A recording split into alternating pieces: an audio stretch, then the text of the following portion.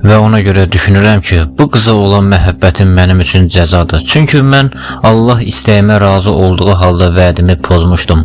Sonra öz-özümə düşündüm ki, bəlkə də mənim vurulduğum bu qızın etdikləri heç də günah deyil. Əksinə, bu qız elə Allahın mənim kimi sözünə yiyə durmayan alçaqlar üçün bir cəzasıdır. Və beləcə bir müddət keçdi. Onu da deyim ki, mən həddindən artıq depressiv insan olduğumdan və son vaxtlardakı məndəki bu qorxunc xəstəlikdən çox çayxor olmuşam, öləcəm fikri mənə o qədər güc gəlirdi ki, çünki güclü obsesiyası, panik atakları olan və o cümlədən depressiv adamlar sevəndə daha çıxılmaz bir labirintə düşürlər axı. Son dövrlərdə artıq öləcəyimi fikirləşirdim. Beynim mənə bir tələ qurmuşdu. Martinez deyirdi, beynimdəki əlavə səs Martinez mənə deyirdi ki, sən öləcəksən, amma yer üzündəki bütün insanlar eyni zamanda bu sevdiyin qızda əbədi yaşayacaqlar. Çünki məndəki çay obsesiyası deyirdi ki, sən öləcəksən, amma sənin yaşında olan çox çay içməyənlər əsasən də gənc və sağlam nəsil əbədi yaşayacaqlar. Çünki texnologiya inkişaf edir. Əvvəl insan ömrünü uzadacaqlar, daha sonra insanları ölümsüz eləyəcəklər. Yəni ki, məndəki ikinci o səs Martinez deyirdi ki, sən öləcəksən. Bu qız isə əbədi yaşayacaq. Ona görə də sən ölməmiş bu qızı özündən əvvəl getdiyin qeyb aləminə götürməlisən ki, o dünyada onu tapa biləsən. Əlbəttə, mən reinkarnasiyaya inandığımdan ölüb yenidən dirilməyə də inanırdım. Lakin ikinci həyatımda bu qızı tapa bilərəmmi, bilmərəmmi, onu da bilmirdim. Çünki düşünürdüm ki, birdən reinkarnasiya gerçək olmadı. Mən qeyb aləmində ilişib qaldım. Ya da ümumiyyətlə ölümümdən sonra heç nə olmadı. Mən sadəcə yox oldum. Ona görə də mənə qismət olmayan, heç kəsə də qismət olmamalı fikri beynimə girdi. Lakin qorxurdum ki, Allah məni cəzalandırar. Amma bir də fikirləşirdim ki, bu qız cəmiyyətə pis təsir eləyir, əxlaqsızlığı təbliğ eləyir öz davranışı ilə. Bəlkə də mənim kimi xəstəxal aşiq elə onun cəzasıdır.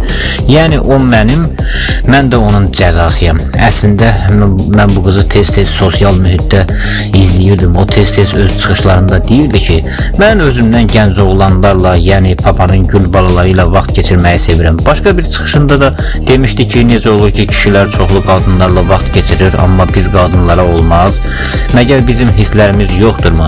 Daha sonra belə bir şey də deyirdi.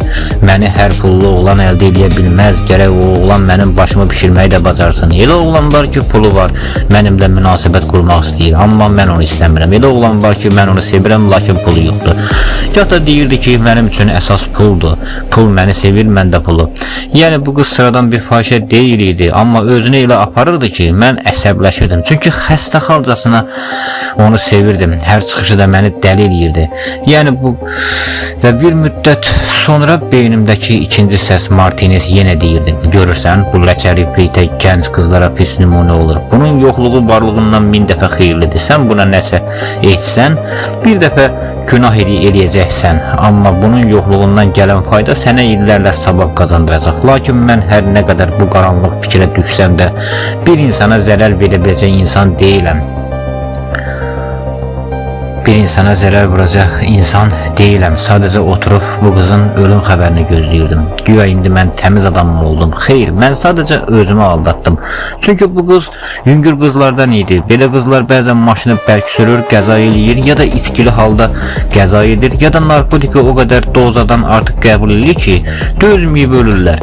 Ya da ki, plastik əməliyyat edirlər, masada qalırlar. Ya da ki, o qədər çox oğlanla bir yerdə olurlar ki, bəzən çox münasibət quran insanlar elə olur ki, mənəvi boşluq keçirir, sonda intihar edirlər, ya da qəm qüssədən daxili əzab çəkib xərçəng kimi ağır xəstəlikdə, gənclikdə yanıb gedirlər. Lakin bu qızı ölürdümü? Xeyr, əksinə, hər gün daha da azğın çıxışlarla gündəmə gəlirdi. Ona görə də əsəbləşirdim, dözmürdüm. Görürsünüzmü, mən həqiqətən də ölümünə sevirdim. Bu sevgi deyildi, bu dəvli idi axı. Axı belə sevgi olarmı? Heç insan sevdiyi şəxsin ölüm xəbərini gözləyərmi? Bu sevgiyə oxşamırdı. Hər nəysə, mənim sevgi məsələsində də ən böyük paradoksum bu idi. Görəsən bu qız gedib öz simasını tamamilə başqa bir sima ilə əvəz etsəydi, yüzü tamamilə başqa yüz olsaydı, mən yenə də onu sevərdimmi? Yəni bilmək istərdim ki, mən bu qızı ruhən sevirəm, yoxsa cismən?